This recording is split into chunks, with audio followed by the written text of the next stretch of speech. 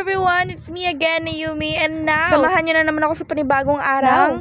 A Day in My Life as a College Student, Part 2. Ngayong araw nga, marami tayong ganap kasi may quiz tayo sa major subject which is yung phone. Ngayon, papunta na ako sa library. Syempre, may encounter natin dyan yung elevator na nangiipit ng tao. At yun nga, marami pala akong nakasabay na papunta din ng library. At syempre, di natin pwedeng makalimutan ng pagta-time in. At nakita ko na nga yung mga kasama ko. Kumpleto na nga sila, ako na lang yung kulang. Paano ba naman, late ako nagising. Sobrang nilalamig yata tong Francis M na to. Ang cute talaga ni Kiara at saka ni Lovely. At dito nga, hindi na-approve yung reservation namin. Paano ba naman, late kami ng 30 minutes? 30 minutes nga na late lang sa reservation is automatically cancelled na. Kaya nagpa-reserve kami ulit. At dito nga sa part na to, may 30 minutes pa kami bago yung reservation namin. Kaya ang napag-usapan, pupunta muna ng kantin. At ang maganda nga dito sa kantin na to, hindi ka na mainitan dahil naka-aircon. Bumili lang nga ako ng red tea dyan kasi sobrang sarap ng red tea. To be honest, yan lang talaga yung favorite juice ko. Paano ba naman lahat ng matatamis yata, favorite ko. At kita nyo naman, bagong ligo ang person. Siyempre, hindi tayo papasok nang hindi naliligo. Paano ba naman? Ang init-init ngayon, baka mamahu-mahu tayo. Dito nga sa part na to, bumili sila ng siomai rice para sa lunch nila. Nire-rate niya nga dyan yung pagkain niya, kaso nga lang tinanggal ko yung sound. Paano ba naman kasi ang ingay sa kantin, hindi nyo naman maririnig. Yung kaingayan ko na lang talaga yung pakikinggan nyo.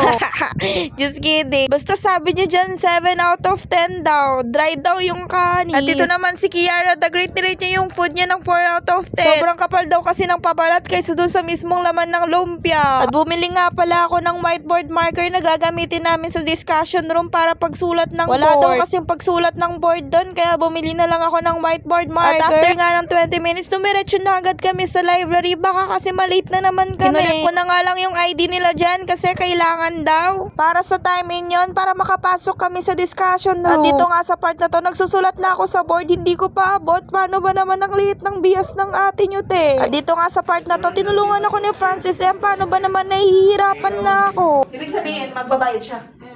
So, always accounts receivable. Kasi nalilito ako kay Arcoy kung saan ako nalilito. Pag bill, so hindi pa siya bayad. At dyan nga sa part na yan, nagigets ko na yung business transaction. Dito na nga lang ako sa yellow paper nagsulat. Paano ba naman hindi nakasya sa board? At ayun na nga, natapos na yung quiz sa Funa. Na para bang yung reaction na yan, alam mo na kung ano naging resulta. At dito naman makikita nyo yung kakambal ni Sadness.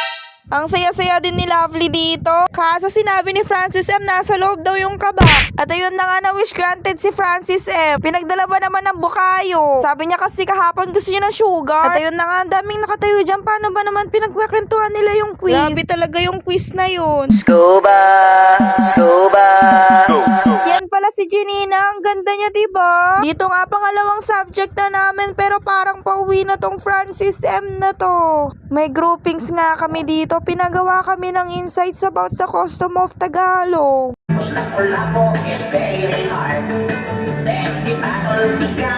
At yung subject nga namin dyan, history. Kaya ganyan yung pinanood namin. Tungkol yan kay Magellan, tapos pinatay siya ni Lapu-Lapu, diba? Ang totoo pala niyan, hindi naman pala si Lapu-Lapu yung nakamatay kay Magellan. My family, my friends. Dito nga, theology na yung subject namin. Sinishare nga ni Kiara dyan kung ano yung pinasasalamatan niya kay Papa God. That he did not give up when I gave up my walk with him. He chose to find a way to reach me and remind me that he is still there. So what am I grateful for? I'm grateful for his love and faithfulness. Ang ganda naman ng pinasasalamatan ni Francis M. Sobrang nakaka-touch talaga. Ko lang ako na napabuhay ako. Sana tumugal. Sobrang straightforward lang talaga ni Lovely dyan, pero totoo naman talaga na kailangan natin magpasalamat na nabubuhay tayo ngayon. At yan nga yung pinasasalamatan ko kay God at marami pang iba, hindi lang nakasulat dyan. Na-amaze nga ako dyan dahil yung bundok, may bundok pa sa taas at may bundok pa sa taas. Ang lamig nga sa classroom ngayon, giniginaw na ang person. Yung bag ko nga nasira dyan siguro dahil sa sobrang bigat ng mga dinadala ko. Kaya mo yan, ano yan? Basta nag-automatic ano siya. Hindi nga masabi-sabi ni Lovely dyan kung anong gusto niyang sabihin. Time na nga para umuwi, kaya nagkwekwentuhan na lang kami dyan. Ang daming ang sumasakay sa elevator dyan, kaya napag-isipan na lang namin mag-stairs na lang. At dito nga, palabas na kami ng campus. Sobrang haba ng araw today, pero nakayanan naman. At dito nga napag-isipan kong bumili ng Big Siomai. Sa sobrang haba ng klase, nagutom ako. Taste test muna nga tayo habang nakasakay. May pa-thumbs up pa nga si ate mo dyan na para pang sobrang sarap ng Big Siomai. Pero kidding aside, masarap naman talaga siya. At dito nga malapit na kami sa bahay. Dito na din nagtatapos yung vlog. Maraming salamat sa panonood.